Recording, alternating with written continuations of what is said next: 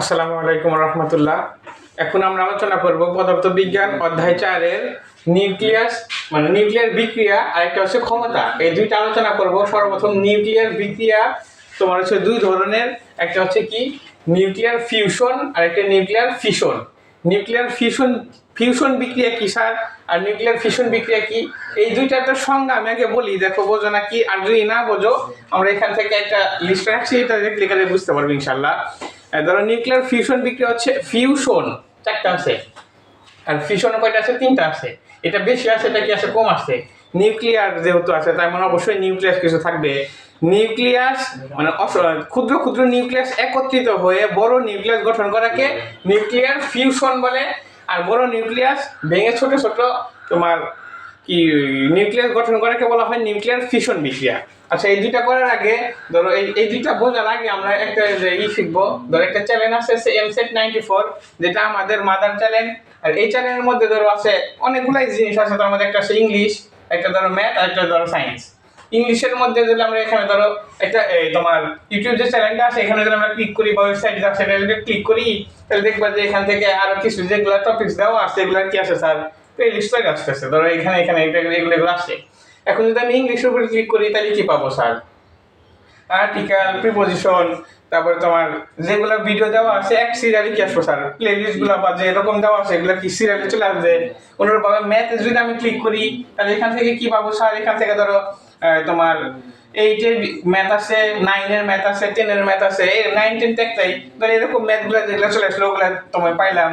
আবার যদি আমি তোমার ক্লাস 8-এর উপরে যদি আমি ক্লিক করি তাহলে আবার কি পাবো? ক্লাস তোমার হচ্ছে কি অধ্যায় 1, 2, 3 এরকম ভাবে। সায়েন্সেরও স্যার 3টা থাকে, যেমন ধরো সে পদার্থ, রসায়ন আর কি থাকে, জীববিজ্ঞান। এরকম ক্লিক করলাম স্যার। তারপরে ধরো যদি এই তোমার ইন্টারনেটটা চালা যায় তাহলে আমরা এর উপর ক্লিক করে কি পাবো স্যার? ইন্টারনেটটা পাবো না। মানে এক কথায় একটা ছিল হচ্ছে আমার তোমার চ্যানেল, আর এখান থেকে অসংখ্য অগণিত কি পাওয়া যেতেছে স্যার, ভিডিও পাওয়া যেতেছে না।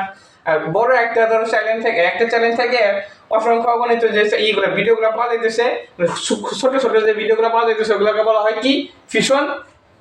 আর এই সবগুলো যদি একত্রিত করে যে একটা চ্যানেল পাওয়া যায় ওইটাকে বলবো কি স্যার? ফিউশন। আর এখান থেকে বুঝবো কিভাবে স্যার? দেখো এখানে কয়টা সংখ্যা আছে? 4টা সংখ্যা আছে, 4টা। আর এখানে আছে কয়টা স্যার? 3টা। এখন বলো স্যার 4 বড় না 3 বড়? অবশ্যই কত বড়? 4 বড় না? তাহলে এখান থেকেও বোঝা যায় যে স্যার সংখ্যা তো দিবই, তবে সংখ্যা থেকেও বোঝা যায় যে যেহেতু 4টা আছে বড়, তাহলে এখান থেকে বলবো যে তোমার এমনি ভুলে যাবা কিভাবে স্যার, বা মনে রাখবো কিভাবে স্যার? ভুলে যাওয়ার সম্ভাবনা বেশি থাকে। আর এখান থেকে মনে রাখবো কিভাবে? দেখো নিউক্লিয়ার ফিউশন যখন বলবো তখন এখানে সংখ্যা আছে কয়টা স্যার? 4টা। তাহলে তোমার মনে রাখতে হবে যে তোমার এর হচ্ছে বড় সংখ্যা, তার মানে ছোট ছোট নিউক্লিয়াস গুলো একসাথে যুক্ত হয়ে কি করবে স্যার? বড় নিউক্লিয়াস গঠন করে। এই যে বড় যেহেতু সংখ্যা, তাহলে বড় নিউক্লিয়াস কি করবে স্যার? গঠন করবে। তাকে বলা হয় কি নিউক্লিয়ার ফিউশন। আর বড়টা যখন থাকে, বড়টা থেকে ছোট ছোট ছোট ছোট যখন হবে, তাহলে এটা হচ্ছে ছোট সংখ্যা কত? 3। তাহলে নিউক্লিয়ার এটাকে বলবো কি স্যার? ফিউশন। এখন আশা করি বুঝছো যে নিউক্লিয়ার ফিউশন কোনটা আর নিউক্লিয়ার ফিশন কোনটা। যেহেতু আমি বলে নিয়েছিলাম যে অক্ষর দ্বারা বুঝলেই সংখ্যাটা তোমার মনে থাকবে, আর বুঝতে কি হবে স্যার? সোজা হবে। এখন যদি আমি বলি যে স্যার এই এখান থেকে তোমাদের বই যেটা দেওয়া আছে ওইটা থেকে একটু আলোচনা করবো। দেখো বইয়ের মধ্যে যেটা দেওয়া আছে ওইটা হচ্ছে তোমার, এখন আমরা যেটা নিয়ে আলোচনা করবো ওটা হচ্ছে মূল বইয়ের মধ্যে যেটা ছিল স্যার, যে দেখো একটা হচ্ছে ইউরেনিয়াম। আর এই ইউরেনিয়ামকে যারা নিউটন দ্বারা কি করছে স্যার? আঘাত করছে। এখন প্রশ্ন হচ্ছে স্যার এই নিউটনটা কোথা থেকে আসলো? এই নিউটন হচ্ছে পৃথিবীর মধ্যে অসংখ্য অগণিত আছে, ধরো এখান থেকে নিয়ে এসে একটার সাথে কি করে দিছি স্যার? আঘাত করে দিছি। এখন এখান থেকে নিয়ে এসে যদি আমি এটাকে আঘাত করে দেই তাহলে এটার হচ্ছে তোমার ছিল তোমার এটা থাকে হচ্ছে আইসোটোপ থাকে হচ্ছে 235। রাইসের 235। আচ্ছা যাই হোক, এই ইউরেনিয়ামকে যখন আমরা নিউটন দ্বারা কি করছি? আঘাত করছি, তখন এখান থেকে ক্রিপ্টন 92 আর বেরিলিয়াম কত স্যার? 141 কি পাইছি স্যার? আইসোটোপ গুলো বের হইছে। এখন প্রশ্ন আসতে পারে যে স্যার এই ইউরেনিয়ামকে ভাঙলে ক্রিপ্টন আর বেরিলিয়াম কেন পাওয়া যায়, অন্য কিছু পাওয়া যায় না কেন? এই যেমন ধরো এখান থেকে আমি যদি বলি যে H2O, পানিকে ভাঙলে কি কি পাওয়া যায় স্যার? হাইড্রোজেন পাওয়া যাবে 2টা, ধরো 2টা, আর অক্সিজেন পাওয়া যাবে 1টা। তাহলে এই 2টা মিলে একসাথে কি উৎপন্ন করছে স্যার? পানি না? এখন যদি আমি বলি যে স্যার তোমার এই দুইটাকে মারলে কোনটা পাইছি স্যার? হাইড্রোজেন পাওয়া যায়। এক কথায় ধরো হাইড্রোজেন পাওয়া যায়, একটা কি পাওয়া যায় স্যার? অক্সিজেন পাওয়া যায়। তাহলে এই 2টা পাইলাম।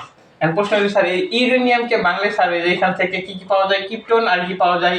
বেরিলিয়াম পাওয়া যায় কেন স্যার? এই ইউরেনিয়াম ধরে মনে করো যে এখান থেকে হাইড্রোজেন আর অক্সিজেন দ্বারা যেমন পানি তৈরি হচ্ছে, মনে এই দুটা দ্বারা কি তৈরি হচ্ছে? ইউরেনিয়াম তৈরি হচ্ছে। এই কারণে এই দুটাকে এই যেগুলো যাওয়া দেখতে সেগুলো একসাথে যুক্ত করলে কি পাওয়া যায়? ইউরেনিয়াম। আবার এটাকে বাংলায় কি পাওয়া যায় স্যার? এই যেগুলো পাওয়া যায়।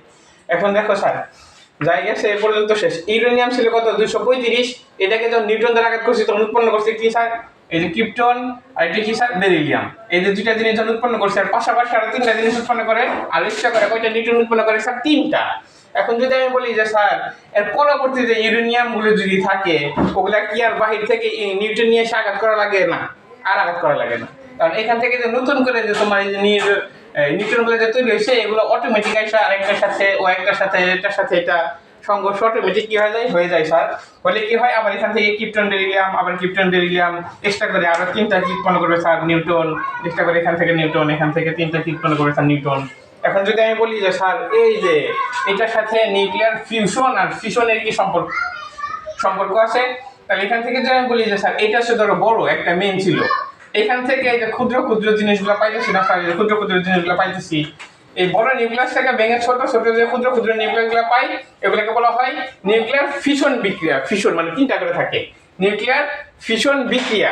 এখন যদি আমি বলি যে এই যে ছোট ছোট গুলো একসাথে যুক্ত হয়ে যে বড়টা উৎপন্ন করছে, ওটাকে বলবো কি? Nuclear fusion. তাহলে সংখ্যাটা জানেন কি স্যার? তোমার ছোট ছোট নিউক্লিয়াস যুক্ত হয়ে বড় নিউক্লিয়াস গঠন করাকে বলা হয় নিউক্লিয়ার ফিউশন। আর তোমার বড় নিউক্লিয়াস ভেঙে ছোট ছোট ছোট ছোট তোমার নিউক্লিয়াস উৎপন্ন করাকে বলা হয় নিউক্লিয়ার ফিউশন।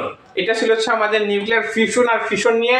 আর এই দুটার মাধ্যমে যদি আমরা তোমার প্রসেস করি, তাহলে এখান থেকে প্রচুর পরিমাণে তাপ শক্তি উৎপন্ন করে, যেটা দ্বারা তোমার বিদ্যুৎ শক্তি তোমার উৎপন্ন করা সম্ভব। তারপরে তোমার হচ্ছে পারমাণবিক শক্তি উৎপন্ন করা সম্ভব। যেমন আমাদের এই যে রূপপুর পারমাণবিক কেন্দ্র আছে না, ওইখান থেকে যে ইউরেনিয়াম ব্যবহার করলে প্রচুর পরিমাণ তাপ উৎপন্ন করে। আর ওই তাপগুলো যে তোমার পানি থাকে, পানির সাথে তোমার এই বাষ্প আকারে পানিগুলো যখন তাপ দিবে, তখন পানিগুলো কি হবে? বাষ্প আকারে উড়ে যায়। এই যে উড়ে যখন যাইতে নেই, তখন এখান থেকে তোমার বিভিন্ন প্রসেসের মাধ্যমে কি উৎপন্ন করে স্যার? তোমার এই পানির যে বাধাদানকারী বলগুলো আছে, মানে বাতাসের কারণে বা অতিরিক্ত তাপ পাইলে গেলে গ্যাসের মতো পরিণত হয়, ওইগুলা দ্বারা কি করে? বায়ু ফুয়েলের সাহায্যে তোমার এই বিদ্যুৎ উৎপন্ন করে। এখন দেখুন স্যার, এই যে আমরা তো বুঝলাম যে স্যার এখান থেকে এইগুলো উৎপন্ন করছে, বাস বুঝলাম। এখন এখান থেকে স্যার কিভাবে তোমার হচ্ছে অতিরিক্ত যে তাপ শক্তি উৎপন্ন করে, এটা কিভাবে সম্ভব? দেখো, আমাদের বিজ্ঞানী যে ছিল নিউটন, আলবার্ট আইনস্টাইন যে আমাদের একটা সূত্র আবিষ্কার করে দিয়েছিল, E=mc²। এখন এখান থেকে স্যার কিভাবে বুঝবো? দেখো, এটা ছিল কত? এটা ছিল ভর সংখ্যা ছিল কত? 235। আর এখানে কত ছিল স্যার? ধরো এখান থেকে যে রেজাল্ট উৎপন্ন করছে, আমি এটার মধ্যে থেকে এটা বাদ দিয়ে দেবো। 92 যোগ হচ্ছে কত? 141। আমি যদি এখন হিসাব করি, তাহলে দেখবে এখান থেকে মানটা পাই কত স্যার? 235 বিয়োগ এই দুইটা যোগ করলে কার মান পাই হচ্ছে 233। তাহলে কতটুকু কম পাইলাম স্যার? এই যে বড় রকম ছোটটা বাদ দিয়ে দিলে কতটুকু কম, ততটুকু পাইলাম, এত গ্রাম পাওয়া যায়। এটা ছিল হচ্ছে 235 গ্রাম, আর এই দুইটা যোগ করে পাইছিলাম কত? 233 গ্রাম। তাহলে এটার মধ্যে থেকে এটা বাদ দিয়ে দেয়, তাহলে এক্সট্রা করে কয় গ্রাম পাই? 2 গ্রাম পাই। এখন এই যে আমাদের যে শক্তিটা, আসলে শক্তি নির্ণয়ের সূত্র হচ্ছে যে m এর জায়গায় বসাবো 2, আর c² মানে কি স্যার? আলোর যে একটা শক্তি আছে, আলোর বেগ কত? 3 গুণন 10⁸ তারপরে t²। দেখো, মাত্র কিন্তু 2 গ্রাম পাইছে, কিন্তু এখান থেকে কি পরিমাণ শক্তি উৎপন্ন করা সম্ভব একবার হিসাব করে দেখো। এখান থেকে হচ্ছে 3 গুণন 10⁸, তারপরে স্কয়ার গুণন 2। এখান থেকে পাইতেছি স্যার 1.8 গুণন 10⁻17 জুল শক্তি। এত মাত্র একটা, কিন্তু স্যার ইউরেনিয়াম কিন্তু একটা থাকে না, অসংখ্য থাকে। আমি যদি এইটুক শুধু হিসাব করি, এইটুক হিসাব করলে মান পাইছি কত? 1.8 গুণন 10⁻17 জুল পাইছি স্যার। এত পরিমাণ শক্তি পাওয়া গেছে একটা থেকে। আর যদি অসংখ্য গণিত থাকে, তাহলে কত পরিমাণ শক্তি পাওয়া সম্ভব? আর এই শক্তিগুলো দ্বারা কি করা যায়? বিভিন্ন কিছু উৎপন্ন করা যায়। তোমাদের মধ্যে বইয়ে 4 নম্বর অধ্যায়ে যেগুলো দেওয়া আছে, এটা হচ্ছে তোমার এই যে বিভিন্ন শক্তির রূপান্তর নিয়ে আলোচনা করে দেওয়া আছে। এক শক্তি থেকে এক শক্তিতে রূপান্তরিত হয়। যেমন লাইট জ্বলতেছে স্যার, আমি কিন্তু লাইটটা জ্বালাইছি আলো উৎপন্ন করার জন্য, বা আমার এখানে যেন তোমরা দেখতে পারো এইটার জন্য। কিন্তু ওই লাইটের হাত দিয়ে যদি আমরা দেখি, তাহলে দেখবো যে ওখানে কি উৎপন্ন করছে? তাপ উৎপন্ন করছে। আমি কি তাপ উৎপন্ন করার জন্য এই লাইটটা জ্বালাইছি, যে আমি এখানে ডিম সেদ্ধ করে খাবো বা ভাত রান্না করে খাবো, এই কারণে তুই তাপ উৎপন্ন কর, আমি তার উপরে পরবর্তীতে চলে দিব না, যে আসলে যাও হোক। কিন্তু আসলে আমি এই জন্য দিই।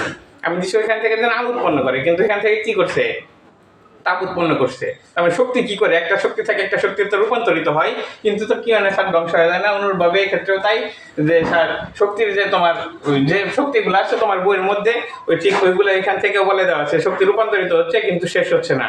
তারপরে তোমার হচ্ছে বায়োফুয়েল নিয়ে আলোচনা করা আছে, ব্রাজিলের তোমার আলু, তারপরে যে সমস্ত দ্রব্য পচে গেলে তোমার হচ্ছে গ্যাস বা এই যে গ্যাস বা জ্বালানি হিসেবে ব্যবহার করা যায়, ওইগুলো থাকা ব্রাজিল হচ্ছে সর্বপ্রথম এগিয়ে গেছে। এরকম রিডিং আছে, তো এগুলো পড়লে দেখবে যে তুমি পারতেছো। আর ওইটা তো গেলই। আর এখান থেকে যেটা বোঝার বিষয় ছিল ওইটা আমি একটু বুঝিয়ে দিছি। আর বাকিটুকু যেটা ছিল স্যার, এটা হচ্ছে কি ক্ষমতা নির্ণয়ের জন্য এখন সূত্র আছে, সূত্রটা প্রতিপাদন করবে ইনশাল্লাহ। এখন বলা হচ্ছে যে স্যার এগুলো একটু মুছি। ক্ষমতা হচ্ছে পি দ্বারা প্রকাশ করা হয়। দেখো আমি এখানে সবই লিখে রাখছি যে ক্ষমতা কি হচ্ছে পি দ্বারা প্রকাশ করা হয়। আর ক্ষমতার যে সংজ্ঞা আছে, সংজ্ঞা কি, তোমার কাজ করার হারকে বলা হয় কি ক্ষমতা। কাজ করার হারকে কি বলে স্যার, ক্ষমতা বলে, বা কাজ করার হারকে ক্ষমতা বলে। যেমন ধরেছে এখান থেকে ক্ষমতা সমান সমান কি জানি বললাম স্যার, কাজ করার হারকে। আচ্ছা দেখো এখান থেকে লিখলাম হচ্ছে কাজ। আমি কিন্তু আগে বলছিলাম যে সংজ্ঞা থেকে সমস্ত কিছু উৎপন্ন করা মানে তোমার কি করা যায়, সূত্রগুলো প্রতিপাদন করা সম্ভব। কাজ করার হারকে, ওই যে আমি আগে বলে নিয়েছিলাম স্যার, বিজ্ঞানের হার মানে তিনটা জিনিস জানা লাগে। বিজ্ঞানের হার মানে কি জানা করা লাগে, গণিতের হার কি দা করা লাগে, সাধারণ হার কি করা লাগে, বিজ্ঞানের হার মানে সময় দ্বারা ভাগ করা লাগে। তাই ক্ষমতা হচ্ছে কি কাজ। কাজ করার হারকে, হার মানে কি স্যার, কাজ লিখলাম, হার মানে হচ্ছে সময় দ্বারা কি করব ভাগ, লিখলাম সময় দ্বারা ভাগ। ক্ষমতাকে পি দ্বারা প্রকাশ করা হয়, কাজকে ডাব্লিউ দ্বারা প্রকাশ করা হয়, আর সময়কে কি দ্বারা প্রকাশ করা হয়, টি দ্বারা প্রকাশ করা হয়। এটা হচ্ছে আমাদের কি ক্ষমতা নির্ণয়ের সূত্র। দেখো পি সমান সমান ডাব্লিউ ভাগ কি পাই স্যার, টি পাইছি। আমরা জানি সে কাজ ক্ষমতা কি, কাজ করার হারকে ক্ষমতা বলে। কাজ লিখলাম, হার মানে সময় দ্বারা ভাগ, তাহলে এই যে পি তো পি, তবে ক্ষমতা, আর ডাব্লিউ মানে কাজ, আর এই যে সময় মানে কত স্যার টি। এটা গেল হচ্ছে আমাদের ক্ষমতা নির্ণয়ের সূত্র। আমি যদি এখন বলি যে ক্ষমতার একক কি স্যার, ক্ষমতার একক হচ্ছে ওয়ার্ড।